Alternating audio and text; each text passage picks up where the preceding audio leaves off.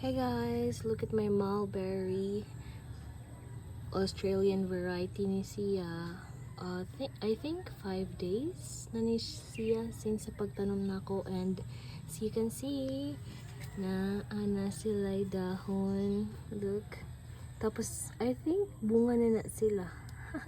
Pero ana man tong kuan na ni daw tanggalon ang mga bunga at first kay para mag-focus siya sa dahon. So syempre padahonon sa nato siya no dayon malabong na mag-prune na dayon, then magawas na dayon ang mga bunga. Pero I think bunga na sila. Wait, let me see the. Yeah, I think so. Feel ko din bunga na sila guys.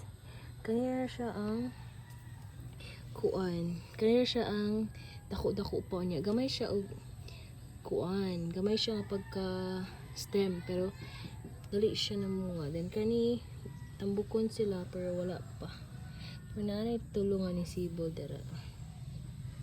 Kani siya mo ni siya ang sige katumba kay tumba sa I don't know iring ba or ilaga, pero duhara ang yang ni Sibol. Nato ko isa daan hi guys. Look.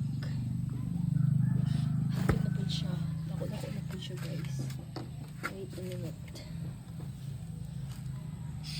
Look at that one.